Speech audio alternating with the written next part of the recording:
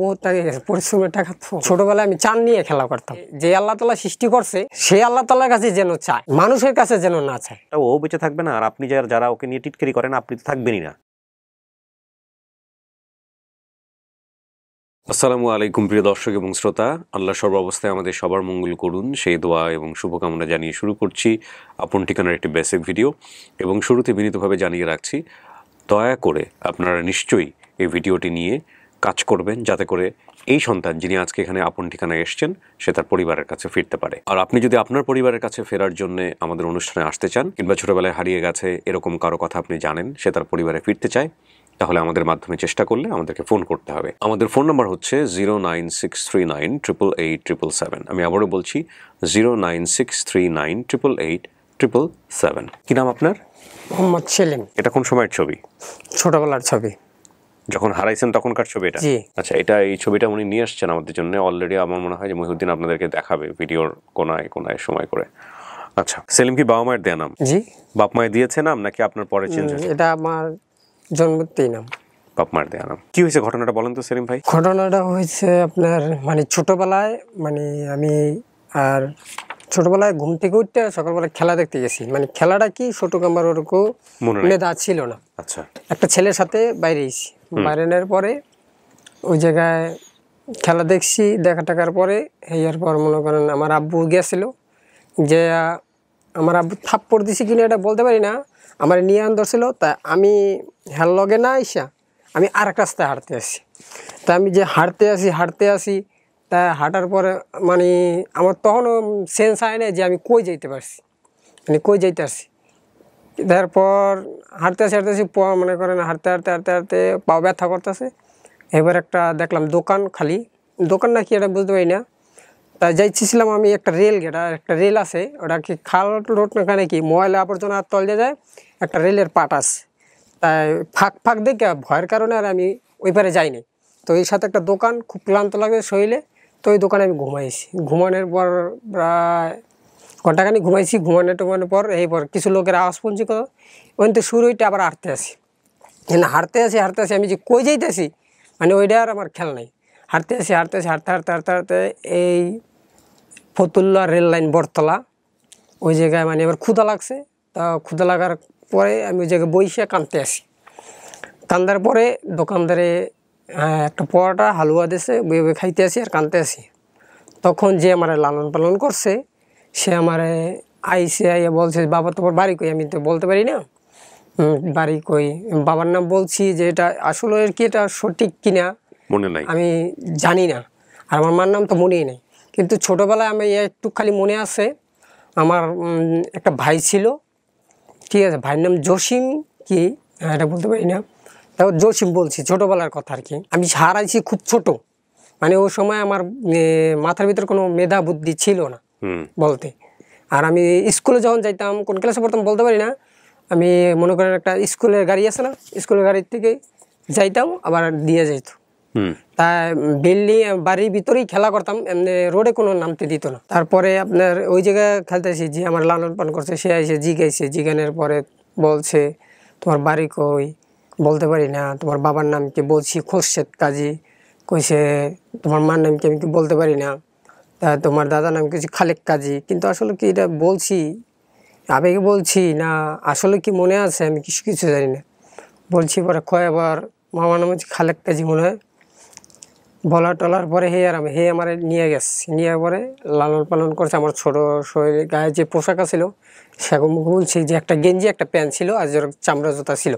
পাও ফুললে অনেক অনেক ফলছে, সারাদিন হাঁটছি তো সকাল, পাও অনেক ফলছে। ফোলা টলার পরে লালন পালন করছে, করা টলার পর এই পর্যন্ত। এর আগে তো আমি লালন পালন বলতে আপনি কিভাবে কি করলেন? লেখাপড়া শিখিয়েছে? লেখাপড়া বলতে আমার লেখাপড়া শেখানোর চেষ্টা করছি, কিন্তু আমি লেখাপড়া করি নাই। ক্লাস 5 পর্যন্ত পড়ালেখা করছি বলতে। তারপরে খুব এর পরে 2টা সন্তান ছিল। সন্তান হওয়ার পরে আর কি আমার একটু মায়া কমছে আছে। তারপরে এখন মনে করেন নিজের কর্ম করি, বিবাহ করাইছে, নিজের ছেলে সন্তান এখন কর্ম করতে সারাদিন মনে করেন বাড়ি যেয়া সপ্তাহখানিক থাকি, এবার কর্ম করতে নেমে যাই। বাড়ি গিয়ে সপ্তাহখানেক থেকে কর্ম করতে নেমে যান। হ্যাঁ। ছেলে মেয়ে আছে আপনার? এক ছেলে একটা মেয়ে, একটা ছেলে প্রতিবন্ধী, একটা মেয়ে ভালো। এক ছেলে এক মেয়ে, ছেলেটা প্রতিবন্ধী। জি। কি প্রতিবন্ধী, কি সমস্যা?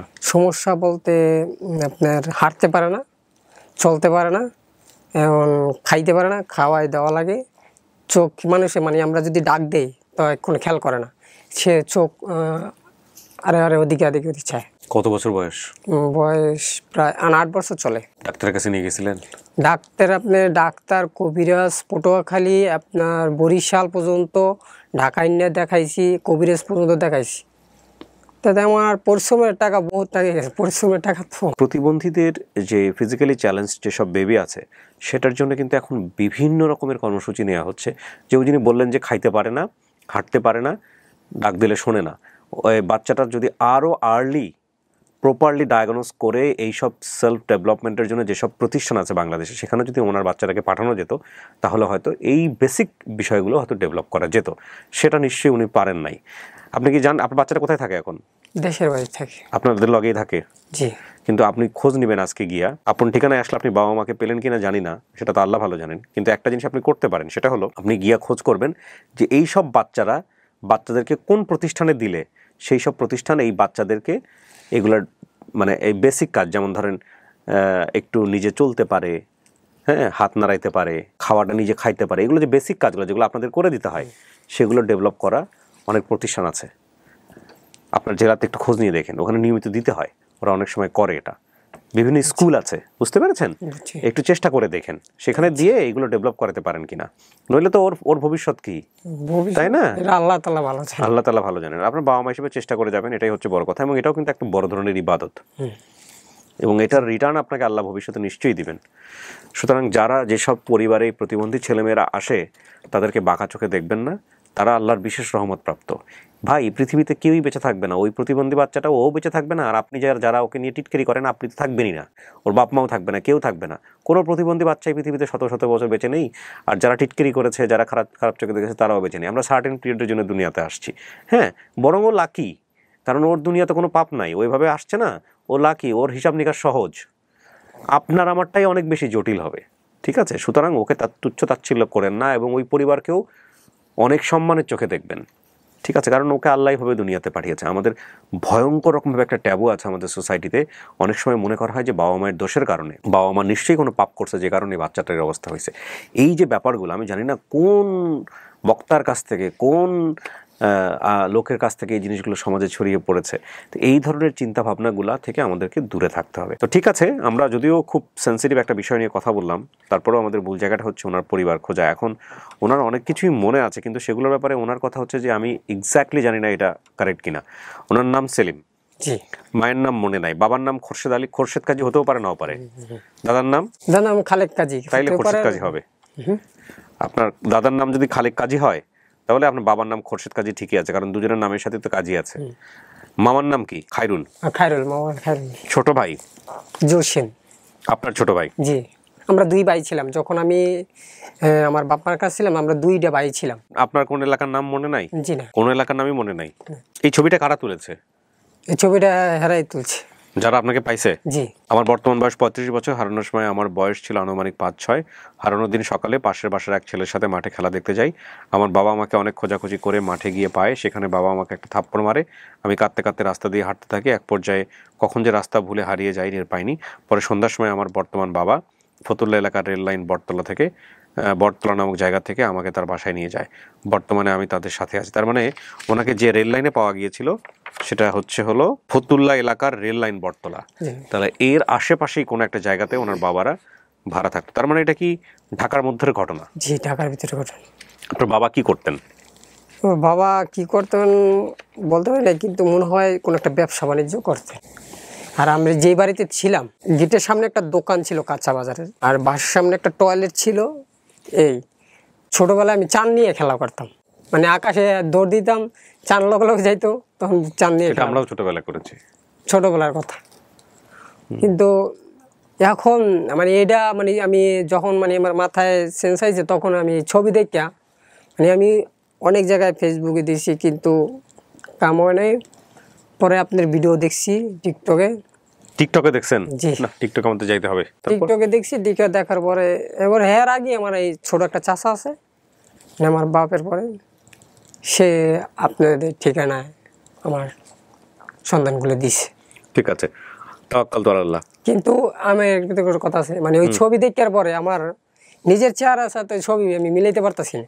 আপনার চেহারা চেঞ্জ হয়ে গেছে, তবে এটাই আপনার কিন্তু আমার চেহারা চেঞ্জ হয়েছে, ঠিক আছে। আমি তো মনে করেন রোদ্রে কাজ করি না, বিল্ডিং এর সবসময় মনে করেন রোদই থাকা পরে, এই কারণে মনে করেন চেহারা মনে হয় চেঞ্জ হইতে, তখন আমি তো আবারও মিলাইতে পারি না। পরে কিছু ভালো মতো চাই দেখলাম যে না, আসলে চেহারার সাথে কিছু মিল আছে। প্রিয় দর্শক এবং শ্রোতা, চলেন আমরা সবাই মিলে একটু চেষ্টা করি। একটা ভালো সংবাদের প্রত্যাশায় আর কিছু বলবে না, শেষ করব? শেষ করে বলছেন সব? জি বলছি। একটা ভালো সংবাদের প্রত্যাশা শেষ করছি আজকের মতো। আসসালামু আলাইকুম।